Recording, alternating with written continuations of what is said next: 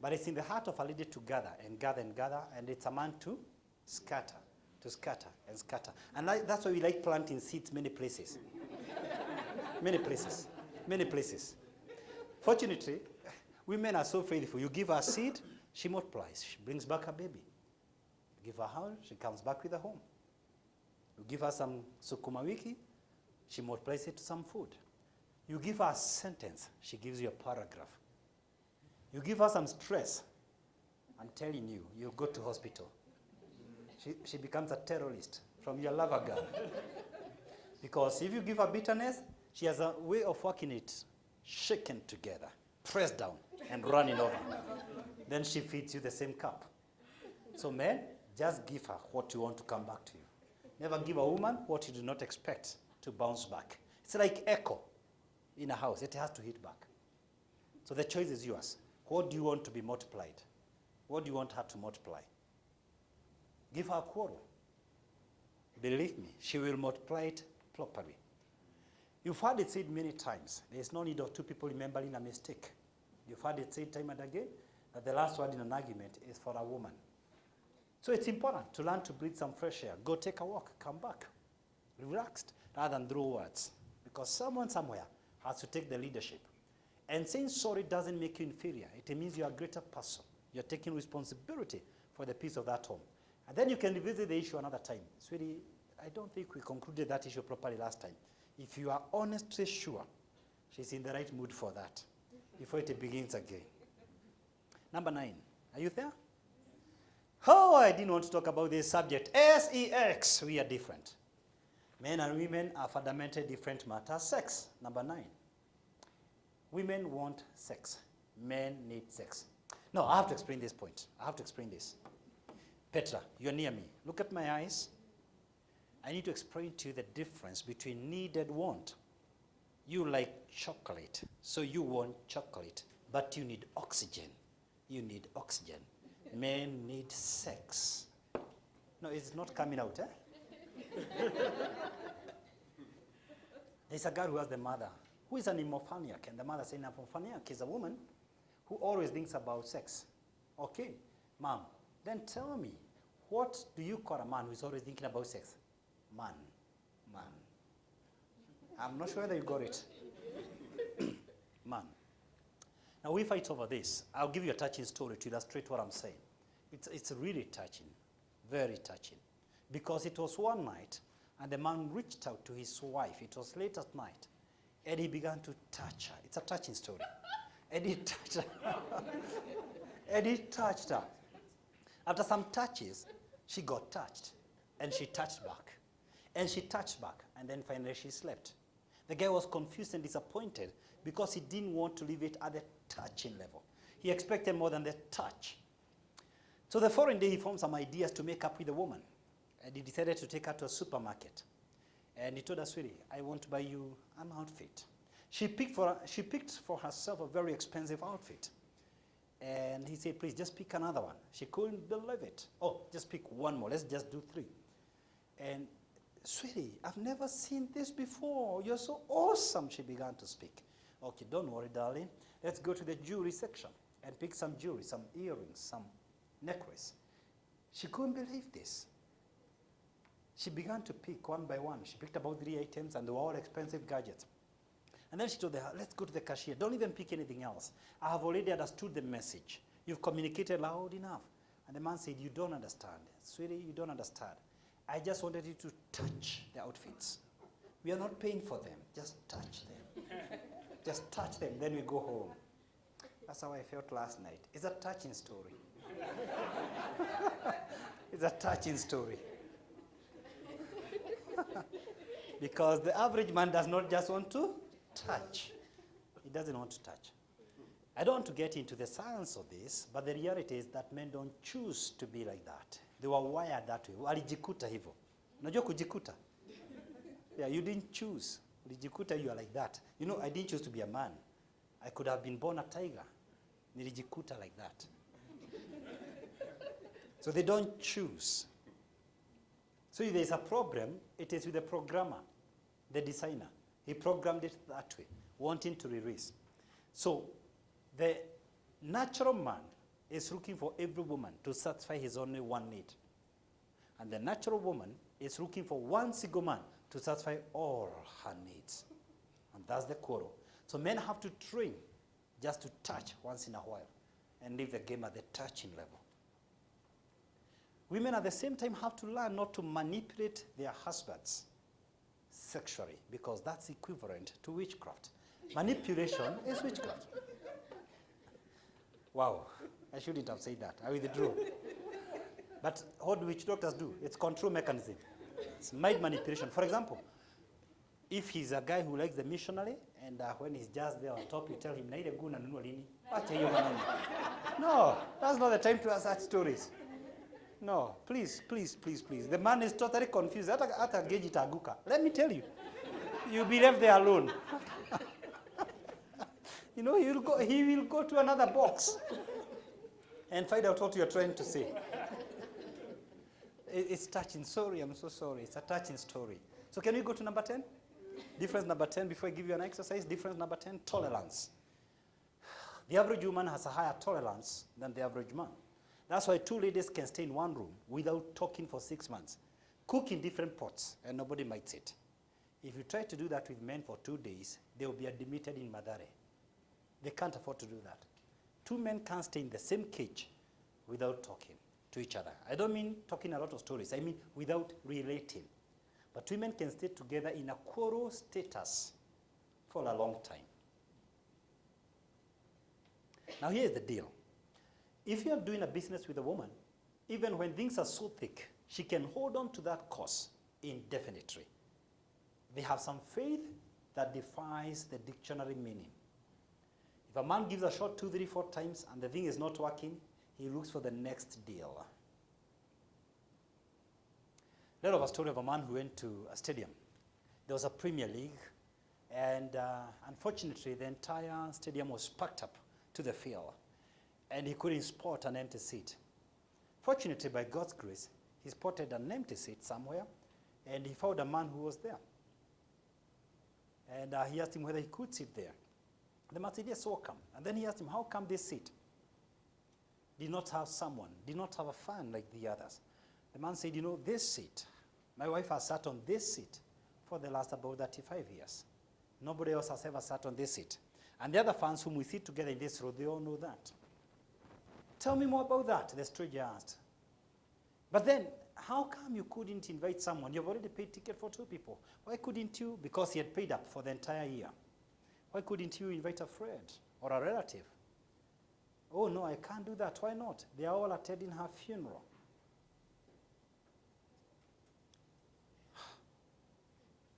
A quarrel that happened the 11th hour, and he couldn't tolerate it anymore. But the woman, irrespective of what the man did, he will still come and say, "This was my husband. Let's bury him." Their tolerance level is very high. And I think this is something that we need to be conscious about as men and work on it. So you'll find a woman believing, even in a chaotic relationship for so long, they'll hold on to it until the man becomes totally unmanageable. Women will hold on to a cause because women have a nature of permanence and men have a nature of moving on to the next thing. The side effect is, in other aspects of life, women can be resistant to change. So you put up a house and tell them you move to another place, they can be resistant to that. But on average, men, we need to work on our tolerance levels. And one of the reasons why women are able to tolerate, they withdraw back to their social pillars, to their girlfriends, and they talk it out, and they empty their hearts out. A man, on the other hand, even if he likes clubbing, he won't go share with the other men what he's going through. He'll go to an empty corner on his own, nurse his wounds. And so the issue will eat him up for a long time because naturally, men don't like healing these wounds. But a woman wants to work it out very fast. I want to give you an exercise. Can we do one exercise? Are you ready? We're going to do an exercise, and this will be between men and women. But now we appoint different leaders from the ones we had. Every time I've talked to couples, married or single, but men and women separately, whether you're single or married, one of the things I realized that the biggest difference, which I didn't share among the 10, is that men will always complain one thing: I don't feel respected. my wife does not respect me. That is the number one argument. Book after book, different authors, they are wrestling with this only one thing. I don't feel honored. I don't feel respected. The average woman, all the stories said when the dust settles, she's complaining about one thing. He doesn't love me anymore. He doesn't love me anymore. That's the complaint. That's the difference. So I want to request you right now, we are going to break into two groups, and I want men to define the term respect. I would like a lady who came to this meeting to hear it from a man's perspective. What does respect mean? What does respect mean? Itemize, not discuss, no stories, just itemize. And I want the ladies to gather together, no stories. Just write for us 1, 2, 3, 4. If he did 1, 2, 3, 4, I'll feel loved. Just define for us love. Let them know what you mean. That you don't feel loved. Or you want him to enhance his love. What do you mean by love? Men, what do you mean by respect? So we'll break into two groups, and so that I discourage you from taking too long, I'll suggest we don't sit down. So that we don't take too long, I'll suggest, because we may need you to write down what you have agreed, we can have the men stand here, and we can have the women stand here.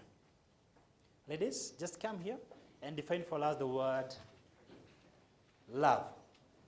How do you want to be loved? Gentlemen, what must she do for you to feel respected? What changes do you want to see?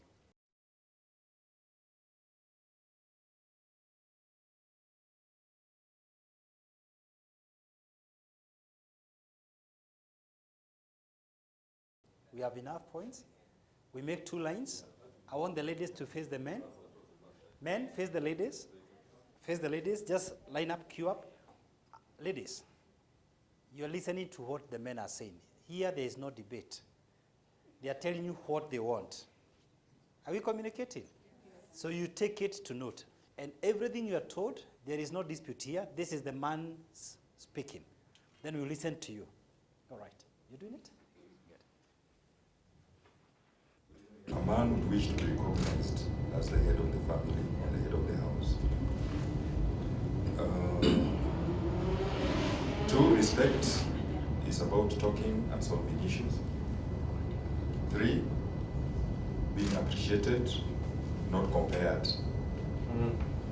4. Hold on, Maurice. That's a very critical point. Not compared. No. Ladies, we have to break down that point for you. Comparing a man, to make it very simple for you, there are some girls who have the habit of saying, I like Kinyanjui's car. That's comparing your man. It's not about the car. You like the way that guy is so serious with his career. Erastus is already a regional manager. That's comparing your man. You know, you might live here saying, I never tell him I'm comparing you. No. That's how you compare. And they are saying, when you compare, they don't feel respected. Are we communicating? Oh, I like the way he takes his children to the basketball. That's still comparing. We can look for a way of saying the message without quoting another man, how he does it. I don't know whether you're communicating. Yes. Awesome. Number 5, respect to a man refers to support, moral support. And in moral support, in expounding, I would say that for men, if your man buys you a dress or shoes, when you appreciate it, well and good. If you don't, we don't carry it over and over again. We easily forget and buy you another thing. So all we need is moral support. Number 6, respect is unnagging. To be respected means not to be nagged.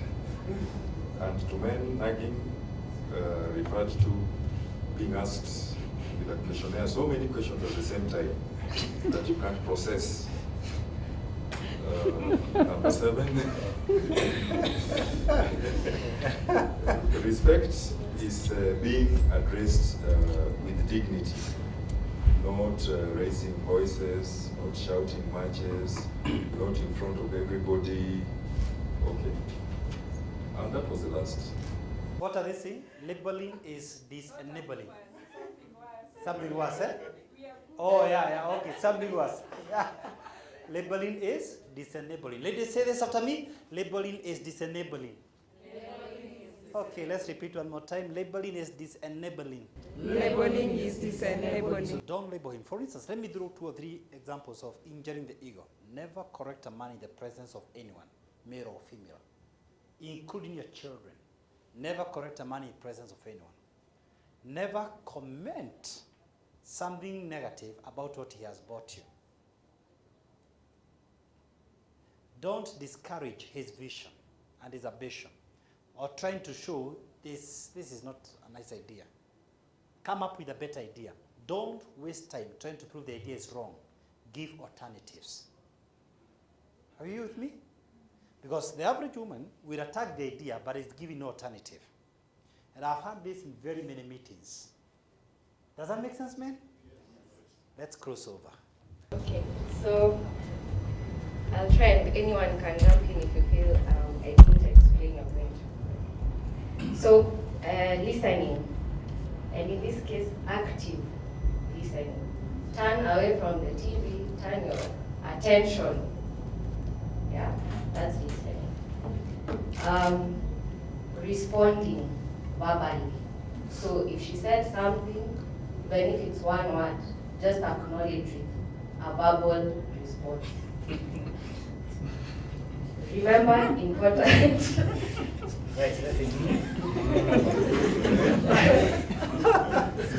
Remember important dates, i.e. birthdays, anniversaries, providing for her. So if something is needed, provide in monetary form. Spending time out. Yeah, take her with you. If you're going somewhere and you think she'll fit in, go with her. Don't always leave her in the house. Constant communication. So you left her in the morning, send a text at lunchtime, send another one at 4 o'clock. It's cheap and it works wonders. Appreciation, again, verbalize. And then be chivalrous, be a gentleman, open the door, buy flowers for those who appreciate flowers. And together with this, I'll add pamper once in a while, spoil her. Chocolates, what, shopping, all that. And then help around in the house or acts of service. So if she's struggling with the market, sokoni, nini, help out. Just let me give her a lift, be nice. And then, yeah, not all the time, once in a while. And then tell them that they are loved, again, verbally. Actions count, but verbal is more appreciated. And also spend time in the house. I know you're busy out there trying to make the money, but it doesn't make sense if you're never there.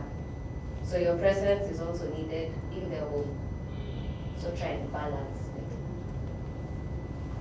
Did you well? Yes, very good. You know what I want to do? Give me this mic. I want to do a small exercise here, and you'll be in culture shock. Are you married? Are you married? Okay. Are you married? Come. Can I ask you, the 3 of you, would you for only once commit yourself before these ladies and men to talk the truth and nothing but the truth? Would you commit? Will you commit to talk the truth and nothing but the truth? For the sake of learning, would you want to make that commitment? Yes. The truth and nothing but the truth. Only but the truth.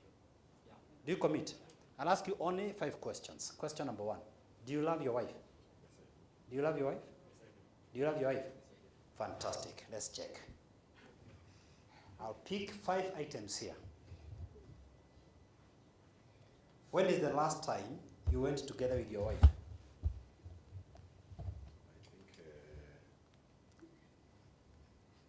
think 4-3 months.